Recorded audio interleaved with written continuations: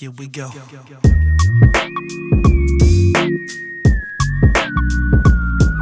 Yeah.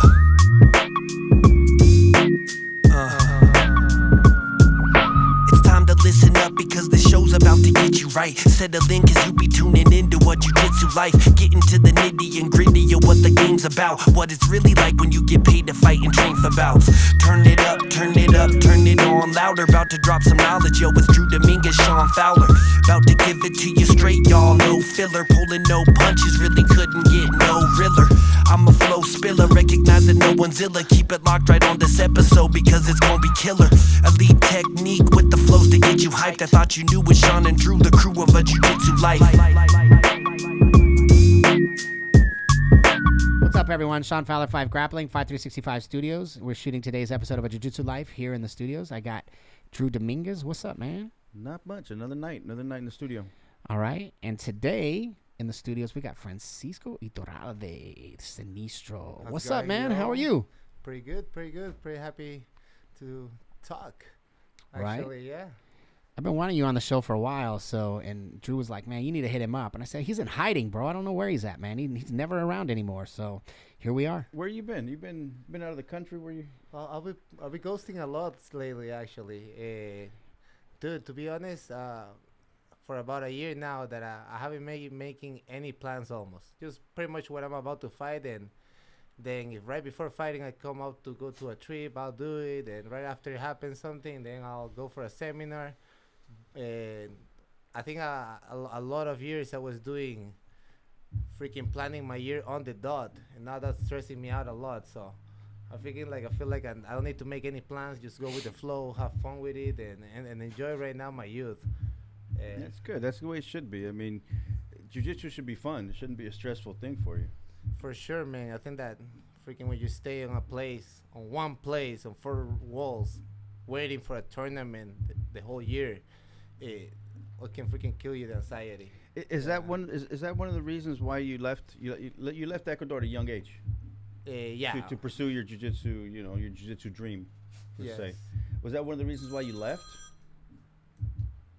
Just to get out and explore. You got tired of being in one place for a long time. Like you said, you want to get out and explore and do your thing, and get out and. I think that explore. Some people think that home is a place where you go to and like you feel comfortable at, and to me, more felt like the world was my home, and as an early age, I started competing a lot and traveling a lot for competing. So I just got passionate with the world, and it's now pretty hard for me to sit in one place. Good. So you started competing at a young age, right? What, 13? Well, I started competing, when I was like 13. My first IBJJF tournament was when I was 14. I competed Orange Belt Brasileiros 2007. Won, actually. First IBJJF medal in Ecuador ever. So I guess I've been competing for quite some in like the highest level of my belts. Maybe like 12 years now, more 30 years competing. What was it like growing up in Ecuador? Man, I was so blessed I didn't even know. It's such a beautiful place. It's such a beautiful country. So much nature, a lot of great qualities that the people have out there. And growing up, I just saw the third world of it. And the lack of opportunities, and pretty much the hustle of every day. Growing up in South America is a hustle. You don't know what things are gonna be like the next year or the next 6 months. The whole country can be on a strike, or in a week from now. So things are pretty unpredictable. So yeah, for sure, growing up with that makes you want to fight and have something to look forward after you do all your things during the day. And I think jiu-jitsu was a perfect escape for us, and gave us a lot of opportunity to travel and see other things too. How did you get into jiu-jitsu at such a young age? Well, my siblings started training jiu-jitsu before me, and my parents tried to make me train because I needed to bond with my siblings. And to be honest, I was a kid that didn't even play video games, didn't even do sports, didn't do much for a while. I was just pretty much reading books and not really doing any physical activity. So my parents kind of got tired of that, and they put me to do jiu-jitsu along with my siblings, so I can bond with them and have something to do with them. and it turned out wrong for them because they wanted it to be just a hobby, but it ended up being how I make my living nowadays. So Well, that's good. I mean, I'm the third sibling who does jiu-jitsu for a living. So they were. So you have two brothers that are black belts? Yeah, two older brothers who are black belts. Oh, I knew you had one. I didn't know you had two. Yeah, So do they train at the same academy? No, they have their own gyms each. So there's At one point, we all trained together. so there's two with two different gyms. Yes. Oh, I didn't realize that. I thought you only had one brother that had a gym. Dude, Guayaquil is maybe like a 4 million people city. It's not that big, but we have like 30 jiu-jitsu gyms, I believe. Wow. Yeah, That's it's crazy. very crowded. A lot of people. My brother has a student who has a gym under him, a block away from his gym. You know, That's crazy. Wow. that's how it works. And the student goes trains with him, but it's different markets. You know how in South America, you guys probably cannot relate that much out here, but in South America, the richest people can live on this side of the road.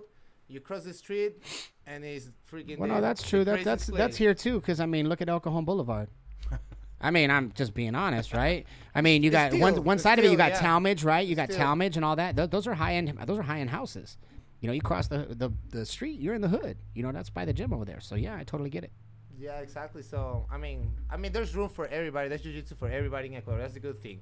You know, my siblings charge a considerable amount of money out there for jiu-jitsu that not everybody can pay. But there's jiu-jitsu for somebody who can pay $20 a month too. So I'm really happy about that, to see that a sport that people ask you, how do you pronounce that? Jiu-jitsu?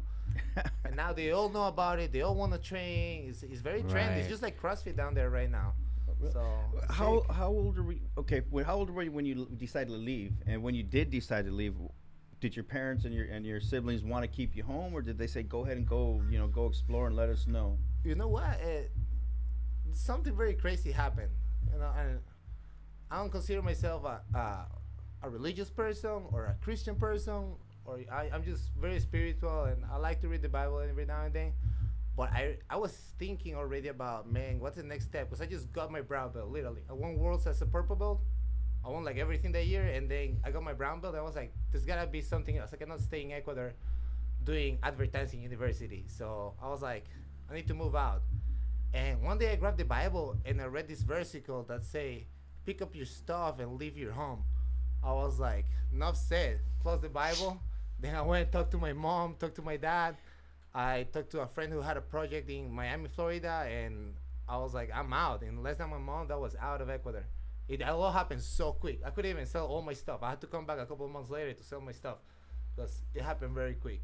And I just took the opportunity, and then another opportunity led to another. Lucas Lepre had moved out of New York, and Fabio Clemente, Professor Fabio, needed someone to cover classes for him and called me out, and I ended up moving to the big city for 2 years, like 2 amazing years of my life. And well, at some point I ended up bonding more with Cobrinha, and he invited me to be part of the team out in California, and I love that idea.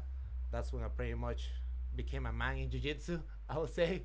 And then, well, after that, I'm glad that I'm out here in San Diego now. And to be honest, from all the places that I've been, I love San Diego the most, man. It really, really feels like home, and people's vibes are just amazing, you know. And you know, every city has the bright side and, you know, the weird side of it, or the side that you don't like so much. But I'm cool with all of the sides of San Diego, dude.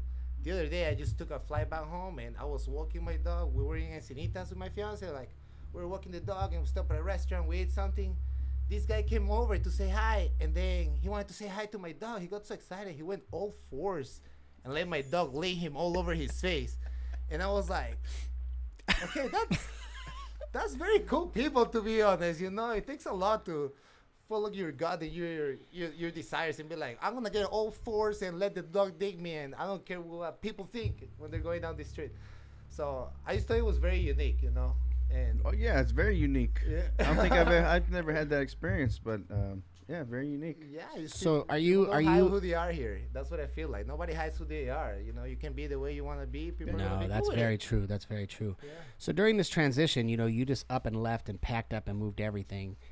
Are you a believer in signs? You know what I mean? Like you see things around you. Like if you're starting to feel certain things and the energies around you all of a sudden say, hey, you know, you opened up that thing and it said go, you know, and you packed it up and you left.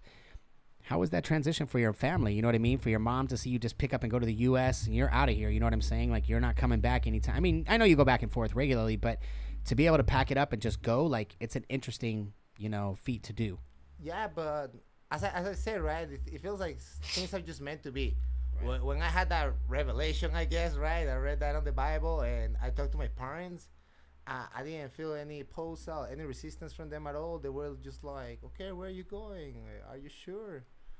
Okay, go take it, like totally the opposite as where a parent will tell a 19-year-old right now. They were just like, okay, you don't have not much money in your bank account, you don't have a sure thing out there, or well, right. But sometimes, truth be told, whenever you don't have everything together, whenever things are uncertain, we talked about this recently, right? Whenever things are the most uncertain, that's whenever things really click and they make sense. I know it doesn't seem like it's supposed to, right? Because everything is up in the air. But a lot of times whenever things are uncertain, it's usually the best time for things to happen. You know what? And I have practiced this a few times already in transitions in my life. There's a point where I just give up everything around me. Everything. Why? Because the human being becomes very, very, very pleased with what they have, very attached to their things. Very comfortable. And whenever you're there on that state of mind that everything's cool, everything's working perfectly as it's supposed, as almost automatic, you gotta stop a second and figure something out, and if there's something that you really feel like you need to do, you gotta get rid of everything around you so you can open your hands for the next thing to come.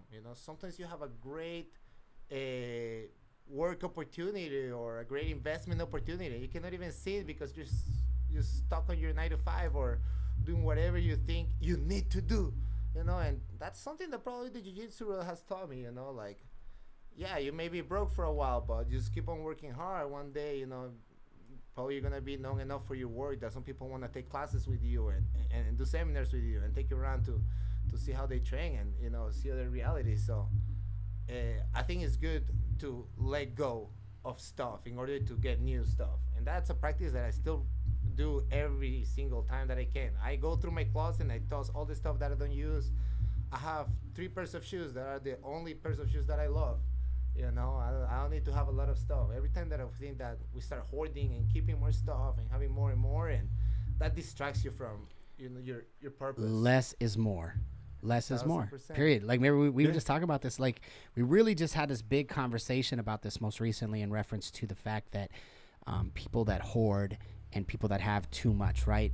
And the truth of the matter is we don't need half of the things that we actually own. We really don't. So I agree with you. You're not wrong in any given way. Like, the less that we have, the more that we're thankful for. I do need 15 AP keys. I need those. Only 15? Yeah. 15 AMP keys? That's it. Well, that's it. I'm working. I train all day. I work all day. 15 is not a bad number. It's actually way less than you would think I may have. Have you trained? I mean, if you train 2-3 times a day? 2, sometimes 3 if I'm teaching more. Yeah, but I never train 3 times a day. Yeah. So I got a question. Since this whole coronavirus and everybody hates talking about it, have they done any, like, I mean, are they doing mass things in Ecuador right now that's happening here, like the same scenarios? Well, not really. In Ecuador, there's like 10 infected people, I think. So things are not that bad in the main cities. They are canceling a few events. They're canceling there's a trial pretty much to become part of the Ecuadorian Jiu Jitsu Federation. And you get all the expenses paid to a few IBJF tournaments. And they canceled that until, well, no, they didn't cancel. They postponed it for a while, but yeah, we can see repercussions of the fear that people have all over. Not only, well, in the supermarkets, I went there yesterday and freaking a lot of stuff were empty, like a bunch of shelves, like you just couldn't buy stuff. Right. And, it just reflects the fear that people have of something going wrong. And you know what? I'm happy. I don't care. I live my life the way I want it. So far, I'm enjoying every single day of my life. If I die tomorrow, I happily die tomorrow. I don't care. I get it. Hey, I'm with you, bro. Hey, but you know what? I totally am with you on that. Hey, let me tell you, the end of the Mayan calendar, the freaking mad cow disease. We were supposed to die 100 times, right? Come on, man. Yeah. Ebola virus. This is just gonna bird flu. This is gonna get out of the media just as terrorist looking as it came in. Right. You know, it's all gonna go back to normal soon, and we're gonna be like, can't believe we bought all this toilet paper. We're stocked up for a year, man. So I went to Costco right before this. You guys are gonna laugh, right? So I went to Costco and I was like, man, I need to go by the Costco real quick to get some supplies for the gym. So I went to go get some. That's just an excuse to buy extra toilet paper. I went to go buy toilet paper for the gyms. Okay. I needed to go buy it. You know, I needed to go buy it. I stopped at Home Depot. I went to 2 Costco's. I went to 1 Home Depot. I went to a Walmart and a Target, and they had no toilet paper whatsoever. I was barely able to get the Simple Green and the Lysol stuff that I normally get for the gyms, and I was lucky to get that because that was barely what was left on the shelves. Wow. There was no toilet paper in any of those stores. Matter of fact, they had notes on there that said limit 1 pack per person because they can't keep it in stock right now. We're like Venezuela. I'm like, I don't understand. Like, what are you gonna do with all this toilet paper, man? Bottled water and toilet paper. That's it. Everything's You can gone. drink water from the faucet, man. Thank you. There's nothing wrong. You drank with from the faucet. hose whenever you were a kid. We may get coronavirus, but our butts are gonna be clean. Facts are That's facts. it.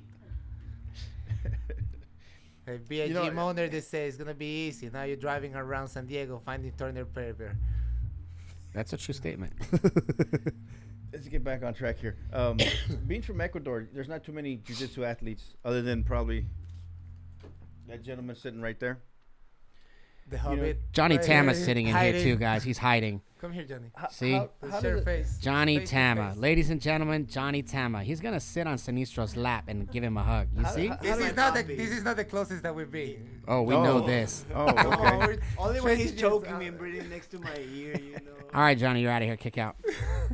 How does it feel, coming from Ecuador? You're representing the country, a whole entire country on your shoulders.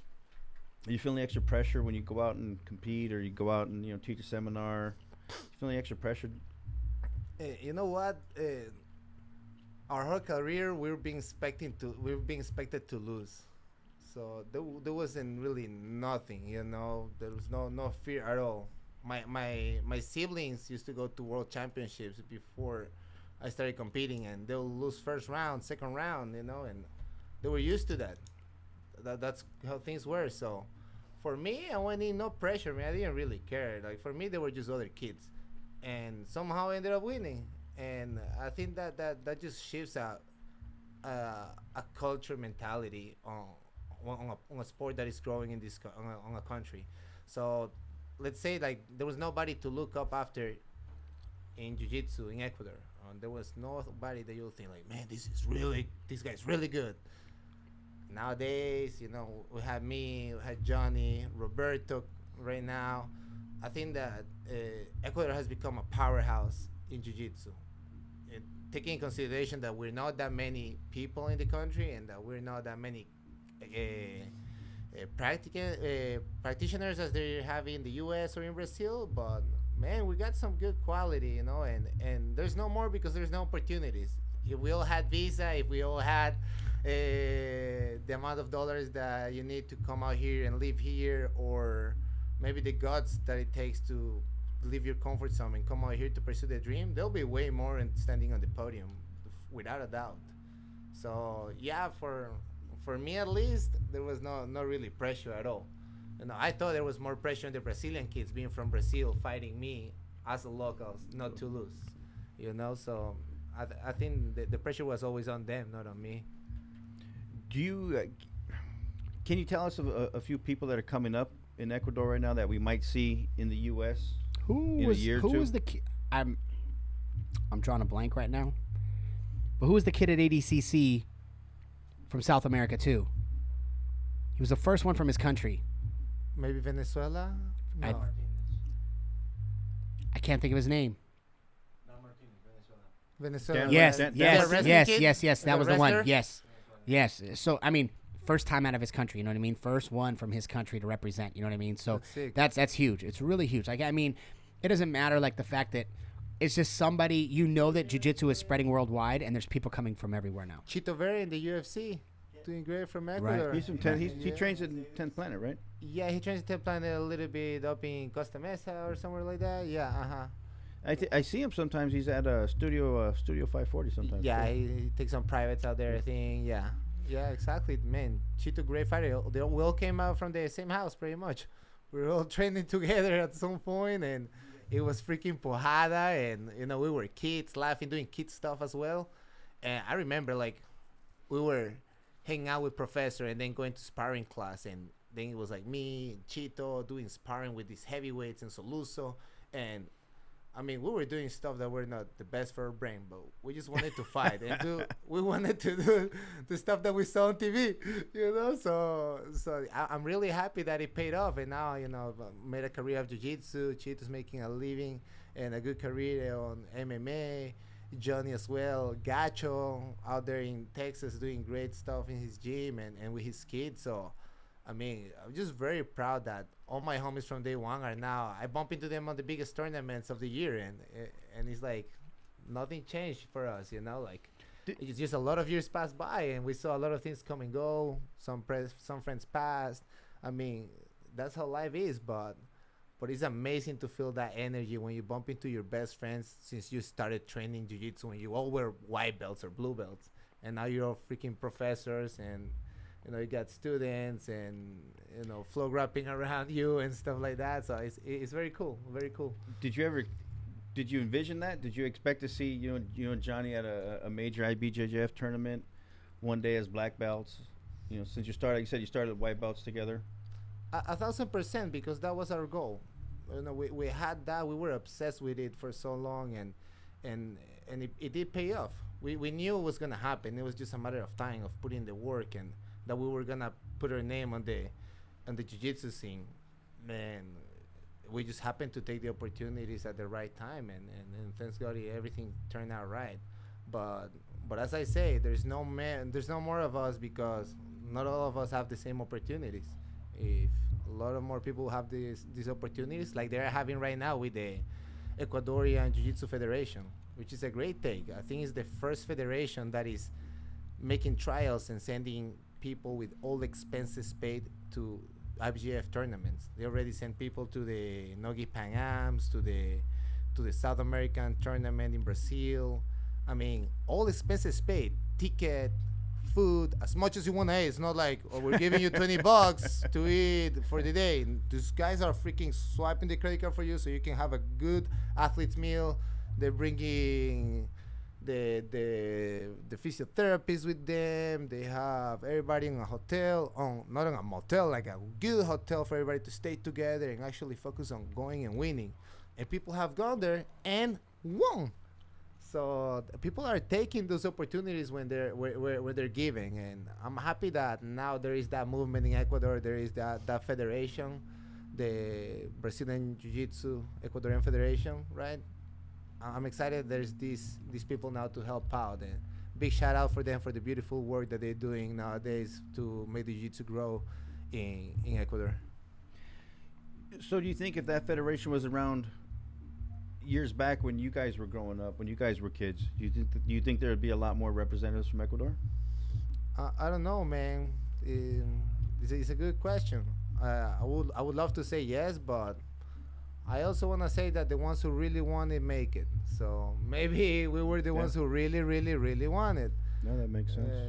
Yeah, so I think, I do have a lot of friends that still train, that they're black belts now, but they're just lawyers or whatever else. Something that I was supposed to be in Ecuador, but I broke that cycle. I went out of my way, and I went against not against my parents, but against their dreams and their hopes or the expectations that they have for me to make my own life. So yeah, more people should be doing that and not freaking be miserable doing stuff that you don't want. Do whatever you like doing.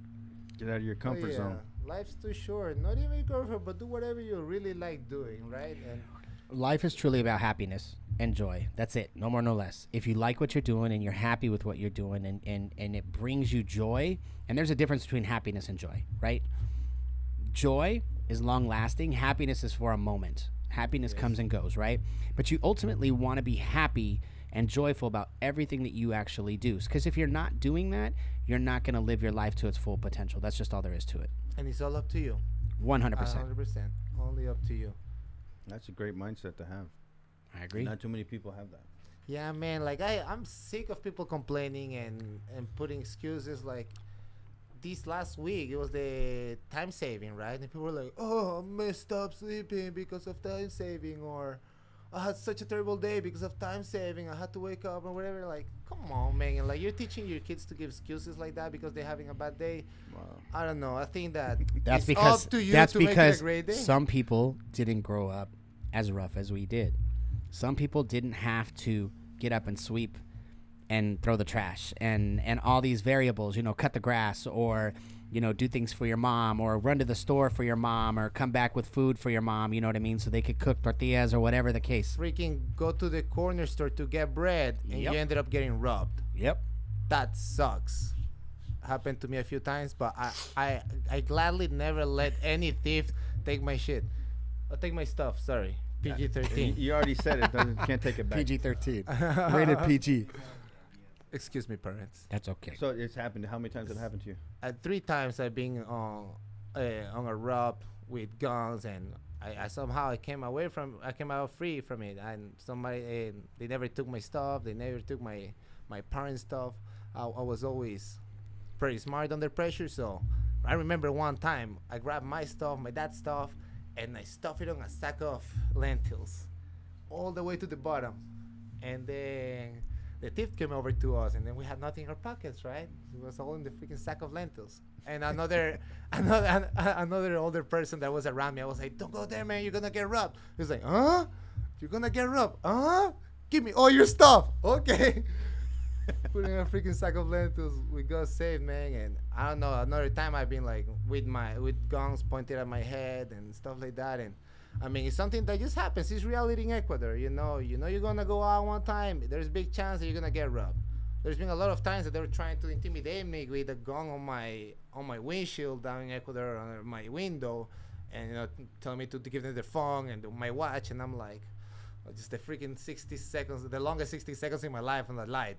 Trying to make it to changes to green so you can run out of there. So I think that mindset, I'm pretty sure in Brazil, of course, Brazil is the same. All South America is pretty much like that. Growing up in that mindset, and then you come out here, and then you see little things like coronavirus. I'm like, that's not gonna kill me.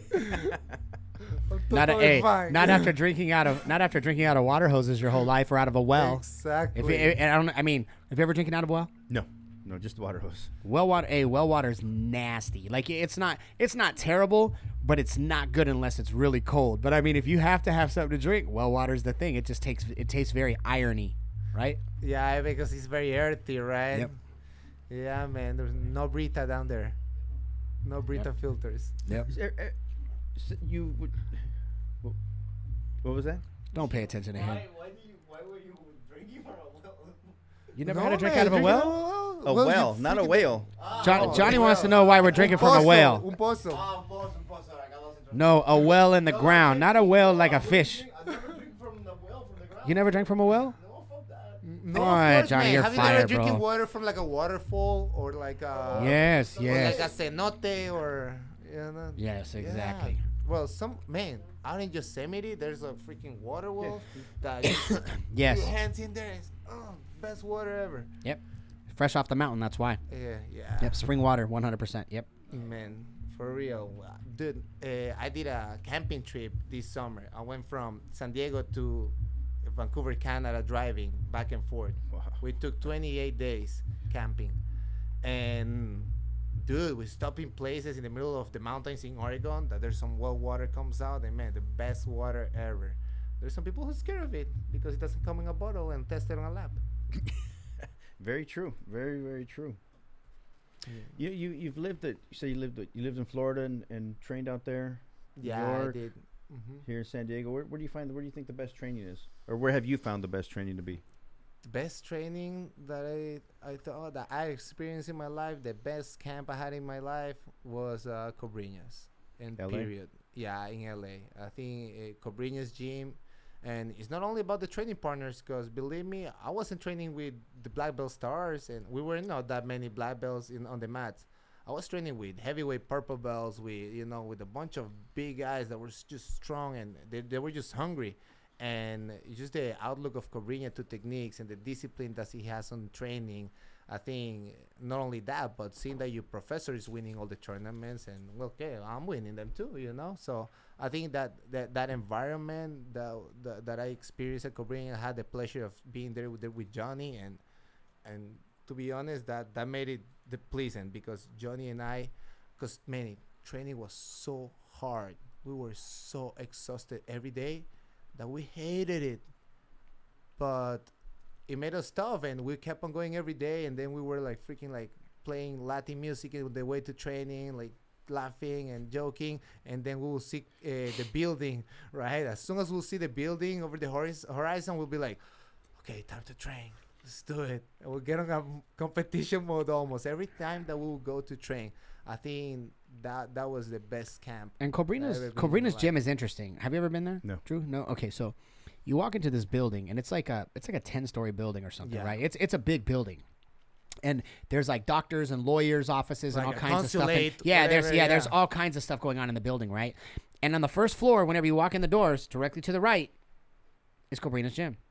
So he's got all these doctors and lawyers from upstairs that all come downstairs. They train on their lunch hour or whatever, and then they go back up to their offices and they do their day. But it's crazy because the parking lot and everything that's there, like, it's not a huge parking lot, right? But you squeeze a lot of people in there, man, and I'm telling you, that gym is always packed. Man, we will take over like 2 blocks around that building were all jiu-jitsu cars. In LA, you know how street parking is. You couldn't park for any longer than 2 hours. We will train for 2 hours straight. And right before the 2 hours was done, we'll ask Cobrinha, hey, Cobrinha, I need to move my car. We'll get out of the building, skate to our car, move our car a few inches so we don't get a parking ticket. I got a bunch. and then ride the skateboard back to Cobrinha, still with my gi on, to keep on sparring. You know, like, it was not like, okay, training's done after 2 hours. We'll stay for 3 hours, dude. 3 hours, and only an hour was technique. We'll spar for 2 hours straight. I will get in the car. By the time I got out of the car, I was cramped like a mummy. Like, I couldn't get out of my car. And dude, it was just an amazing experience. It beat the crap out of us, man. Cobrinha is a superhuman. I don't know how can do it. It broke me. But those 3 years bumped my level on just a different level that I had no idea I could ever reach. And do movements and do stuff and have an understanding of the game that I didn't know it was even possible to have. He does a lot of capoeira movements, right? So he warms up a lot with capoeira. Yeah. And I mean, his movement abilities are absolutely crazy. Like, you sit there and you watch him do warm-up videos and stuff like that, he'll blow your mind with the movements and the technique. I mean, Papa Legua's like that too from Hibero Jiu-Jitsu. Mm-hmm. He's a capoeira guy too, and he does a lot of movement with capoeira. But Cobrina, like, actually includes it in his warm-ups. You know what I mean? Like, he physically, whenever they actually do warm-ups in the gym and you watch people actually go through the line drills, he does it in warm-ups. Man, there's some passing techniques that I wouldn't be able to perform right now if it wasn't because I did capoeira with him. Like, at school, like, it doesn't matter if you like or not capoeira, you're gonna do it. And some people, it'll be so comic to see some people just try to do capoeira. They were so stiff and like had no rhythm at all. It'll be like so funny to watch. But I mean, if you drill it and you drill it enough, you're gonna get better. And man, that changed a whole different outlook on my game. You know, the way I saw passing before and after capoeira was way different. And man, whatever he does is the recipe. You know, we will just not ask anything, just go out there. You know, he will tell us what to do, we'll do it. And man, everybody gets it at his school. Some people take longer, some people get it right away. But you see 40, 50-year-old guys doing great knee slice passes, passing on their feet, moving, and they all go hard as hell. You know, I had some of our best training partners were like 15 years older than us. You know, almost 20 years older than us. Some people were like 40-something years old. I was like 23 when I started training. Bro, are you being a hater right now? Dude, are you being a hater, bro? Dude, but these guys were brown belts that just like, dude, I had no idea how they had that tank. And I had to go them first, second round, because if not, I was gonna get my guard passed by a 40-something-year-old and I was a 23-year-old full of ego, you know. I couldn't let that happen, you know. Man, man, we have a friend that we call him the possessed, because every time we roll with him, he'll just go like, Rah! but with good technique. So, man, he was a hard round. We had to go hard with him. And after training with him, he'll be with his face all scratch up. You'll be with your face all scratch up and freaking laughing. He'll love it. Like, you get him on a bleeding mouth or something like that. He'll be like, yeah, brother, awesome round. And you're like, what is this guy made of? Well, you know you're in camp whenever you got bloody geese. Your fingers are on fire because they're totally just like bleeding everywhere because you've been training constantly with lapels, you know what I mean, and grinding for days at a time. You know, you have bloody, your ears are on fire from grinding so hard. Ears are raw. You know what I mean? Ears are just raw. Neck is jacked up. Looks like you got hickeys all over, but it's actually all bruised from all the choke attempts, right? Nobody gets close to my neck, though. So. Watch out. I got a picture of you. Getting choked out? Actually, one of my very favorite pictures is of you and Majid. And it's you're on the top, Majid is on the bottom, and he's still trying to baseball bat choke you because he can hit that from any angle. Obviously, we know that. He's confirmed that. But you specifically are sitting there fighting the choke, and you're trying to baseball choke him at the same time. The picture is amazing. Oh, yeah, And I actually I think I use it on a lot of different on a lot of different things. And I think actually it's currently, if you look at the podcast line, it's your picture actually on that. So yeah, your picture's on the podcast line as well. Yeah, that was a sick fight with Majid, man. Majid's the man. Cool, very, very cool guy. No, shout out to him. And yeah, it was a very fun match. And you know, we happen to live even in the same neighborhood. It's funny. So yeah, that guy's a beast, man. He definitely can hit that on any given day to any given guy. But I did my homework that time, so I knew I wasn't getting tough with a baseball bat choke for sure. At least I was working on my defense at least because I knew he was going for it. You know, and you have to. He has to go for it. So I just made sure that I didn't get caught on that and stick to the game plan. And you know, thankfully I got the win that time over decision. But man, hell of a fight, man. You know, he's very, very strong, and his grips are just crazy strong too, man. Like you don't imagine somebody has grips that good when you see him, you know, and then you feel his hands, man. Freaking. Oh, he's strong. Yeah, man. Him and Tarsus. Tarsus grips are from hell too, man. Tarsus grips are retarded. He's strong as shit. He's a big guy. Yeah. He's strong. He was in here a couple weeks ago. He's a big guy. Yeah. Before we end, you have a DVD out right now? Yeah, I do have a DVD. Actually, probably first or only DVD Jiu Jitsu instructional in Spanish. I did it in collaboration with Buddha Videos. We did it in English, Spanish, and Japanese. It's called El Arte Suave, which is translation to Jiu Jitsu in Spanish and in Portuguese too. And yeah, we did cover some of my favorite attacks from open guard and back. And we also did a very, very cool project that I wanted to get done, which was pretty much like a white belt curriculum. It was a basic opening guard and passing and very basic guard close details. So I was very happy with that because I have a lot of people who attend to my seminars and they're in that stage, white belts, blue belts, and they're like, Professor, what do you recommend me to do? I'm like, you need this. And right. It's pretty much I wanted to focus on having something delivered for the biggest amount of practitioners, which is white and blue belts.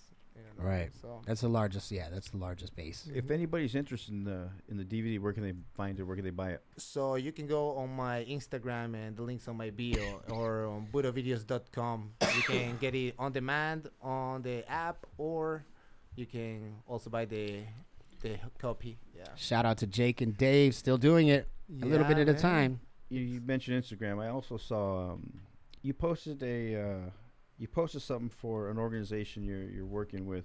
Well, I don't know if you're working with. It's called Fighting for Kids. Yeah. So, Fighting for Kids. This is a beautiful, beautiful project, and it was a very beautiful way on how we got together. To be honest, I posted one time on my Instagram that if somebody knew about a jiu-jitsu project focused on kids out of South America, to please let me know.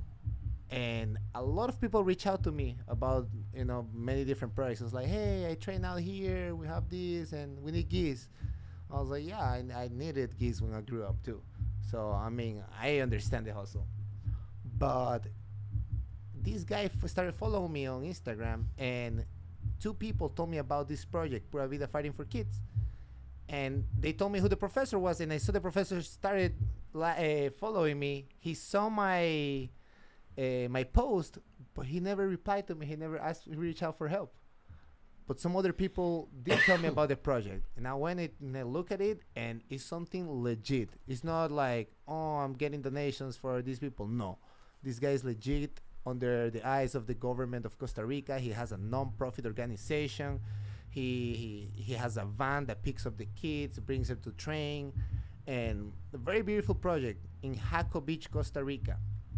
Jaco Beach, Costa Rica is kind of like a spring break town. Okay, a lot of people from the U.S. go and fuck shit up down there, really bad. PG-13. And there is, PG-13. again, sorry, my bad. But a lot of Americans go and mess things up really bad around there. And what they do, they go and do a lot of drugs, alcohol, prostitution is legal there. So there's like, So it's just out of control. so many prostitutes on the street. And all these people who are selling drugs, all the prostitutes, all the people who live out of this dark side of tourism have kids, and the kids are stuck on that system. My friend, Professor Leo, shout out to him. He's picking up all these kids from these houses that there's stories from these kids that I don't even want to share because it's really bad vibe. And these kids make it out of there. They're training jiu-jitsu. They're giving the kids the best they can. They're giving their attention. They're not only teaching the jiu-jitsu, they freaking make their backpacks. They give them lunch. They take the kids to surf. Like, they're filling up with experiences that they will never be exposed to in their lives. And now they're getting exposed because of jiu-jitsu. So we did a beautiful fundraiser at Clark Gracie's gym. And we did a seminar with Renee, with Johnny Tama, me, with Clark, Sophia. And we fundraised about 40 kids keys. And we got like 50 belts, $1,000 in cash as donations. We brought that down to Costa Rica, delivered the kids to them. They were so happy, not only for the kids, but for us being there, sharing with them. And man, this project works. Not only for the fact that the kids are getting better in jiu-jitsu and they're trying to be good at school and have good scores at school so they can go train. Not only this, but I asked these kids, hey, what do you want to be when you grow up? They were like, I want to be a lawyer, or I want to be a doctor. And these kids have never been a doctor, have never seen a doctor in their lives. Right. I've never seen a lawyer, but you know what? An architect. You know? That right there is what identifies ambition, right? Whenever you come from absolutely nothing and you see everything in front of you, you know, like usually from a young age, most kids know that they don't want to end up in that same scenario whenever they get older. They want to be something bigger and better. So to already be on a path, and let me ask you this, what did it feel like whenever you gave that to them to see all the smiles on their faces? Oh man, I felt like time is stopped. To be honest, like no worries, nothing that I could externally think about. It makes you realize just how grateful you are, right? It is, yeah, man. Like I just felt like I wanted to give myself completely to them, you know. Like I was just having so much fun there, and I was like, yeah, I love California, but I want to be here, you know. Like it made me want to be there and do more, even, you know. And of course, then I see my friends' kids, and I'm like, oh yeah, life is way different for them, you know, and it's way tougher for them for sure than it was for me, you know. At the end of the day, I had a roof, I had food, I had education. These kids sometimes they don't have none of that. So, I mean, very beautiful the project that professor is doing out there. Quick recap: these kids, they were in a beautiful gym that the professor putting a lot of work to put together, right, so they can train. Then they asked them for the building because they built a mall on that land. So they tore that building down. The kids couldn't train. My friend Leo, he had some other friends. They put a little canopy on this guy's hotel, like a hostel, and they have mats there, roll down mats. So whenever the kids come over, they roll down the mats, kids train, and then really roll up the mats, put them safely. And I mean, they still keep on going with the project even without the school. Right now, they're fundraising money to build their own school, their own building. What's going on is that the city gave them a land. Now they have their land. Wow, that's huge. They can build now. Now they have to build on their land. So at least they have the land. They're building. They're making the fundraise. So they're getting more money for it. It's a very cool project. It's not only jiu-jitsu. They're gonna have jiu-jitsu mats. They're gonna have a yoga and meditation classroom. They're gonna have an English classroom. They're gonna have psychological help. They're gonna have a kitchen for the kids because these kids don't even have lunch. Right, that's huge. So they're taking care of them fully on this spot. So if you have a time around there in your hands, just go to Pura Vida Fighting for Kids, or Fighting for Kids is actually the Instagram handle. You're gonna see a little more of the project. They're allied with PayPal, so you can do donations. They have a donation setup that you can sign in monthly, and they deduct 1,000 colones. That's 1,000 colones. That'll be $3 a month. If you want, you can be part of this. So just go out there on your Instagram, check the project out. Just by checking the project out, you're already helping a lot because you're bringing awareness to what this beautiful project is, and just go take a look at it. Great.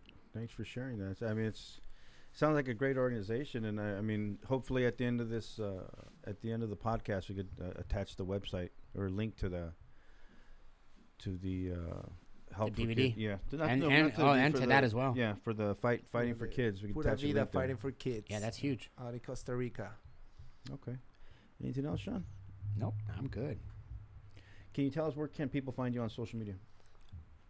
Well, I'm not around in social media that often, but yeah, you can see it for sure. Sinistro Kid, which is actually the only thing that I use pretty much right now. Facebook's kind of dead, but yeah, you can find me on Facebook too. Francisco Itturalde, Sinistro Kid with a 3 instead of an E on Instagram, and I'm not on TikTok, but soon. but soon. coming soon to a channel near you. Soon I'll be on TikTok, you guys. I'll let you know what's my account on TikTok for sure. Want to have this young man step in real quick? Johnny, get up here real fast. Actually, let me close out this show, and then we'll jump you on right after that. All right, so for this and all of our episodes, check out 5grappling.com. For those that are listening to the podcast version, you can check us out on iHeartRadio as well as iTunes and Spotify. If you want to watch the YouTube version, check it out. Give us a subscription and subscribe on YouTube as well. So for this and all of this, we're out. Have a great night. Thank you. All right, get in there. Welcome to the remix. Hey.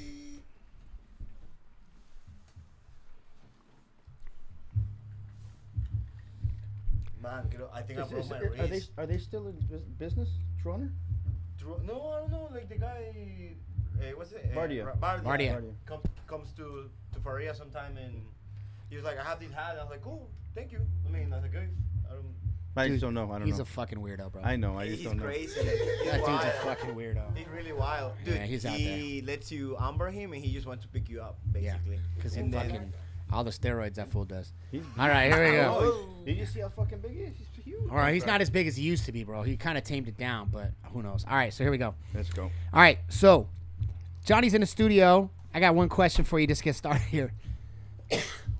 Let's hear your thoughts on IBJJF killing pans. Go. First of all, I'll stick him to the mic. You're way too far. Hit it. Not happy at all, because my personal goal is kind of like being put in a hole, you know. But at the same time, it means something, you know. It means that people need to be aware of what's happening around the world, and we need to be very careful and take, you know, any type of, you know, rules, follow some rules, patterns, protocols to not get more people infected, not to help this thing to blow up more than what it is. Because the thing is, there's a lot of misinformation, and, you know, like some people might be like pissed about it. Some people say, oh, this is fake, this is the government trying to control. Well, honestly, it is what it is. They cancel it. More time to prepare, set better goals, you know. And Yeah, because Worlds is just around the corner. This is only a stepping stone for Worlds. You know what I mean? Worlds is literally around the corner. So it probably, and I think people needs to start believing that it's gonna be postponed as well, because they already postponed World Pro Cup, and man, NBA, NCAA, Yeah. all of the big events are canceling. Ferguson versus Khabib's canceled. Like it's postponed. Like yeah, no, I know, right? So like Yes. it's like this is something for people to realize that some things are not a joke. some things needs to be really taken care of, you know, Right. and be We aware. just gotta get past it. That's all. And then I think we're gonna live through, like my friend said, like Cindy said, like we're just gonna like get used to it and move on, you know. Do you have any super fights coming up? Anything? Man, I don't know about anything, everything. The whole war is in a hole. Like what's gonna happen? Coronavirus put everything on hold. I don't know, Seth. What's up? I'm down to get coronavirus. I don't care. I'll fight, bro. No, I mean, but Seth is actually trying to continue with life because that's what you can do. And I feel like if there can be some regulations for the athletes, you know, maybe go through tests and see if they're like they can be possible like carriers or like. I think the best we. can do. I mean, I don't know. I think the best we can do is just Temperature check. temperature check. You know, Yeah. make sure they don't have a temperature whenever they're stepping on stage, so on and so forth. You know what I mean? That's it. Or they show up that day. Anything outside of that, I don't really. You know, do you have symptoms? Have you been coughing? You know, do you have a runny nose? You know, stuff like that. I think as a high level guys or high level black belts or athletes have a awareness on their bodies that I think normal people don't have. So I'm sure that they will be able to judge that. You know, like I know like you hear stories like Tanquinho saying, "Oh yeah, I have this infection and this and that and this and that," but I'm sure if Tanquinho that day would have known that there was coronavirus, he probably would have pulled out. You know, or you know, just if I have to fight, I'll fight. You know, no super fights right now. Only I'm gonna go train with Orlando Montero in Kona, Hawaii. So I'm pretty stoked about it. But yeah, man, I don't know anything. Like my plans were put in a hole basically. I think everybody's plans. You know, Everyone's. your fellow countryman Roberto, he competed a few weeks ago against Keenan. What'd you think of that match? Well, Shawn here was like, what was that rant all about this morning on Instagram? And I was like, well, man, to be honest, the first thing I woke up to my Instagram, like I opened my eye, you know, like chill, like I don't want to go to my bed, I don't have Panams anymore, no more Panams, 2 weeks, it's like Panams cancel. So, and then I see this guy putting like, oh, Polish one rider and rider this and rider that, and I was like, you know what, dude, I really like these guards, I enjoy them, they're really technical and there's a lot of evolution, but at some point, man, like I was watching Francisco fight Copa Podio and all these guys were doing that but not to submit, and that's what I'm against. So if you see me hating on the lapels or any like that, any type of thing like that, it's not like I'm hating on the evolution, I'm hating on the stalling game. And if you're using a lapel to stall the game, well, man, like people want to see submissions, you know. No one's coming here. I mean, I understand if you're fighting wars and you want to like you had like a pretty even match and then you're stalling the last 10 seconds, but if you're gonna just go for that from minute number one, from second number one, like that's it, man. Like I think you're a scrub. You got no technique, bro. Like you don't believe in your technique that you have to rely on lapels. I understand last resource, but there's all the I don't even have to go through all the guards. Matrix, color sleeve, spider, and all the hybrids, single leg X guards. There's actually I was talking. It was with Clark. You were talking like if he does leg lock, and he said I don't need them. He said right. Remember? We were asking like Clark, you need like what don't you do leg locks? And it's like because I don't need them. And then the same thing I asked him about the lapels. I don't need them. So if you're as a fighter relying on that, honestly, I feel like you're not really a fighter. And then that's why you put these lapel guys in the Nogi war. And some do good, some not. Keenan is not a case. Keenan doesn't apply to this because Keenan is almighty us. But no, Keenan is it's an exception to the rule because he's an exception. But yeah, guys, lapels is kind of lame when you're just trying to stall out. I'm telling you, like I saw So this guy. you feel what you said. I think I don't know if I'm gonna repeat exactly what you said, but if people rely on that, they basically have no guard.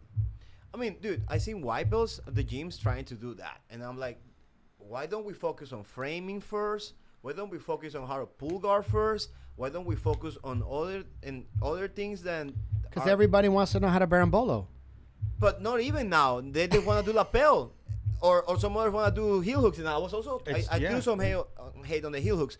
So I went to BJ Fanatics. Shout outs to BJ Fanatics. I have a DVD after I won Nogi Awards. I released a DVD with them, so go check it. I did great techniques over there, Mantis guard and Explain to us what it's about. The DVD. Well, the DVD is basically the techniques that I learned in through my Nogi experience that I use in Nogi Worlds playing guard. Okay, you know what? Let's talk about you winning Nogi Worlds. We didn't talk to him. But let me finish with this thought. Okay, go ahead. So I saw this guy from the Dana Head Death Squad, you know, and he won the whole bracket. Actually, they closed out. These Canadian guys, Tasa and Ethan, and they're really talented guys. But so I lost to Jonathan Gracie on the overtime rules, and then Ethan taps Jonathan in the overtime. They close out with Tasa in the finals.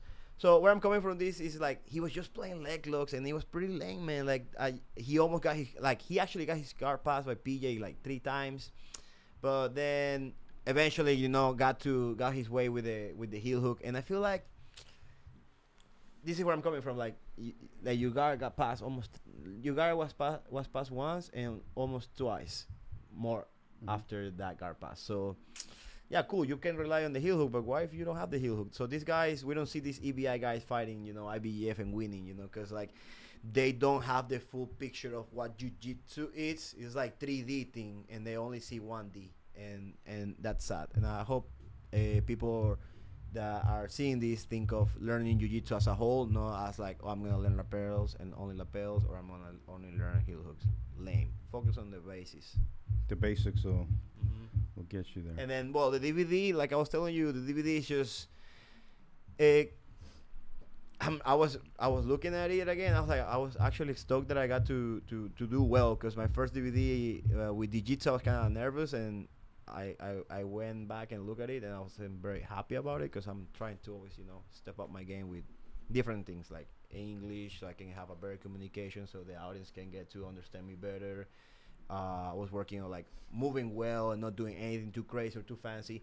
But the DVD with Fanatics came out really great. It was like 2 hours and a half, and I show like this technique that I use a lot this season was the Kiss of a Tiger, which is a reverse de la Riva, Kiss of the Dragon, 2 knee bar, and then to a leg drag. So it's techniques that I really put into work during my season, and man, I got 12 W's and 3 L's, and those 3 L's that I had were like ref decision, and one was an absolute division in the finals, in the semifinals, in the nationals. So like, it's really good, and if you get to watch it, I'm sure you're gonna come out with some great details, because I'm not only teaching like the guard itself, I'm teaching like the whole sequence. I'm teaching the whole sequence, so that's what's gonna be game changer for the people that get to buy and see it.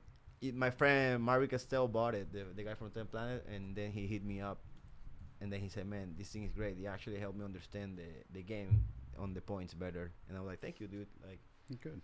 It's good stuff. So people can find that where? BJFanatics.com? BJ Fanatics, new releases, or just BJ Fanatics space Johnny Tama. Google it, and you know, it's so easy as that. Okay, let's talk about you winning Nogi Worlds. How did it feel going? I call it, right? Yeah, you did. You called. Yeah, we call it. We were here. We were talking about it. Well, him and I had a talk. Him and I have talks offline all the time. Oh yeah, but we at the last time we interviewed him, he did say that. He says, "I'm gonna win." I thought. This is what I told Shawn. We were in the jacuzzi after the first day at ACC or second day. I don't remember. I was like, "Yep, hey, day 2." And I saw him. I was like, "Hey, big dog, you love me. You see me grinding. You see me growing. I'm gonna get to ACC. I'm gonna prove it." And then 2 months later, I won. I took second at pants, middleweight, and then I went down to lightweight, and I won the whole thing. So, and in that case, there wasn't a chance to stop me, because there was no lapel. There was no like, I didn't try any crazy knee bar that I was trying before, and like it got me DQ twice against some tough opponents. But you can see the videos are a pretty neat soup, though. How did it feel going into the final match? Man, I was broken at that point. To be honest, my LCL, my right knee was blew up, and my left ankle, Fabio Caloy took it home in the semifinals. So quarterfinals, I hurt my knee. Semifinals, Caloy took the ankle home, and then the cherry to the pie, this dude decided to be fancy as Canuto and decides to jump this guard pass and hits me, and this right angle here, like you guys can still see here, I still have the scar, and caught me deep. And I was like, I've never been caught before. Actually, we were recording Chito Vera. He was the one that really liked the punches and the pojada, like the real pojada. I didn't go that way because I didn't want to be punched in my face. But pretty good that I actually didn't let that thing take control of me or like make me worry about the finals because I was winning by one advantage. Wait, you were up by one advantage when you got cut. Yes. And that kind of slowed the whole match down. No. Yeah, you're up by one. No, he didn't slow it. I actually came back hung with like anger at this guy. As soon as we reset, he tried to pass. I frame and I arm drag him, double leg, single leg, double body lock, and then he ran out of bounds and I got another advantage, 2-0. Then the guy starts to like see the clock, 30 seconds. And he starts to like push the pace, and I was like, "Oh man, you're desperate. I'm winning. I'm just gonna run." And this is what I said, to be honest. And I don't like to think like that, but I was like, "Man, 30 seconds left, world title in your hands. How much you wanna risk it?" And then he pulls to close guard, and I was like, Jesus Christ. I would rather be in close guard on bottom, not on top. But fine. Open up. The guy wrapped himself on my leg, almost get me on a sit-up, single leg, whatever. I push his chest, turn around. I was like, look at the clock. My friend Gacho, shout out to Gacho, actually always giving like this crazy energy when you're fighting, right, Sidney? Everybody, he gives everybody crazy energy. Man, he gives me like, if I don't know, man, and this is what Sinistro was talking. We come from over there, and then like we fought so many things we have to really try to be here, thrive. Like we have to learn a new language, we have to learn a new culture. We need to actually mold ourselves to like what's happening around here, and honestly, I always look up to Sinistro because he was like the first one that jumped, like of my generation, because Gacho was already here. He already moved with Robertito, so they were doing a life, and we were trying to figure out our own, And anyways, then the guy was like half guard, sit up guard. I was like, well, 10 seconds. I don't want to look like I'm stalling out. I'm gonna put a knee cut on him, and then he tries to come up with a single leg. Man, and it's just you work, and one day you just know, and you have the answers. And man, I sprawled so hard on his single leg that eventually he let go of my leg. I ran to his back, and I was like, highlight mode on, stadium status. Fuck it. And I threw like a crab ride, tried to go to his back. I knew he was not gonna let me. Of course, I knew he was not gonna let me. And he just like gave me the mount. It was like, I don't know, if I planned it that way, probably wouldn't work. But landing the man 7 points, scoring like 10 seconds left, and I just like look up to I land on the mount, look up to the scoreboard, and I see they give me 7-0. I'm like, I won. That no way. He's like, I'm on the mount, 7-0, 3 seconds left, and I just remember like looking at everybody around, and I'm like, yeah, like I did it, and it didn't feel like I only win for myself. I win from him, for Gacho, for my professor back home, his brothers that were also part of my journey, big time. Like his older brothers, my professor, he gave me the black belt and my first degree, and we all share in common the master Soluso, Professor Soluso, who actually moved from Brazil and create this movement, the Ecuadorian movement. Like it's a reality now. You see Robertinho beating Keenan Cornelius, you see Johnny Tama winning a world title, Sinistro fighting Copa Podio, beating everybody. Like you see Copa Podio, man, like he was the only one to get a good soup out of the whole event. Like the rest were like boring matches. Like Gutierrez and him should be the finals. But things happen the way they're supposed to happen. All right. Dengue fever. And he had dengue fever, by the way. He went and fought with dengue fever. Which is crazy because one would say, what if he had coronavirus? One last question for you out here. Are you looking forward to 2021 ADCC? I mean, I know Mo is pretty tight on that end. I heard, like, the thing is, like, I can't do trials in America.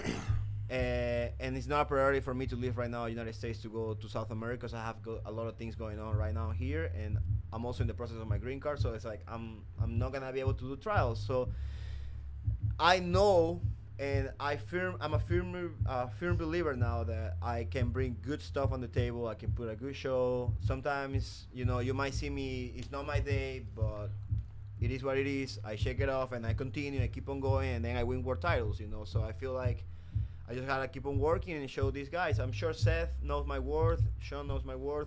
can put a good word for me, and then it depends on Mo. If he's watching, like, man, I'm ready to fight anyone. If you want me to go no gi after gi words, I'm down to train, compete, or any of your favorite boys. I don't care if you have your favorites, you love them, you Oliver Taza, you Sergio Tulio, all of these guys, good. I like them, they're nice guys, but hey, there's another guy that can bring another thing to the table that's representing other people. It's not representing the Americans, it's not representing the Brazilians. We're talking about the Ecuadorians, we're talking about the Peruvians, the Colombian, the Venezuelan, all of them. So, like, just to think about it, give a variety, you know, it's time for a change, and I feel like the Ecuadorian movement is coming hard, and, you know, Roberto is going to be in 2021 ACC, I'm sure.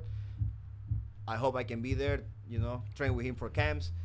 Roberto and I shared 2 camps already, and we found success in our formulas. Actually, the 2 camps that I did with him, I took second at Pan Ams, lost the final for nothing. Like, honestly, I actually went for a soup. The guy couldn't do anything, but he didn't top, though. Broke his foot, but like a champ. He taught me that for the semifinals and words. I was like, I remember, like, I went for this dude's ankle in the final, but he didn't tap. He just let me break it, and that's why I didn't tap to on words when this dude, like, just. I'm telling you, man, I couldn't walk straight for like a month and a half. That's why you guys didn't see me compete in January, because I was recovering from words. It was hard. And anyways. Yeah, well, I hope I can be there, put a good show, and in the meantime, just keep on working, you know, super fights, seminars, training here in San Diego with the Stronghold crew and with Johnny Faria mainly now. I'm bowing to him. He's my master now. I'm very happy to be working with him, learning good stuff. Where can people find you on social media? Johnny Tama, simple as that, and Facebook, add me. And, you know, I'm very reachable, so if you text me, I'm normally going to take my time to answer, to process it, and text you back. All right, man. Appreciate the time. Thank you very much. Thank you, guys. Shawn? All right. With that, we are out of here. Have a good night. Thank you, guys. Us. Let's get tacos, Johnny. Taco. We would like to thank our sponsors, 5 Grappling, 5365 Media, 5 Forward Foundation, 5 Superfoods and Shaved Ice Company, Hono BJJ, and the Fuji Mat Company. Without you, we are nothing. For this episode or any of our episodes, check us out at 5grappling.com or follow us on social media at 5grappling. If you're watching this video on YouTube or listening via podcast, don't forget to click the subscribe button below. Thank you for your support. 5 Grappling. Compete, evolve. Real people, real stories, real life, 5 brand.